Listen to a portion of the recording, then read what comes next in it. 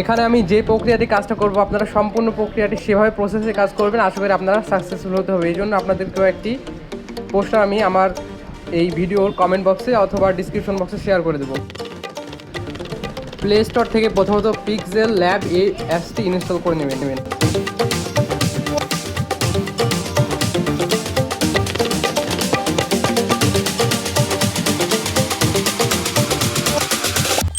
Google Chrome থেকে remove.bg এই website থেকে আপনার ছবিটির ব্যাকগ্রাউন্ড চেঞ্জ করে নেবেন।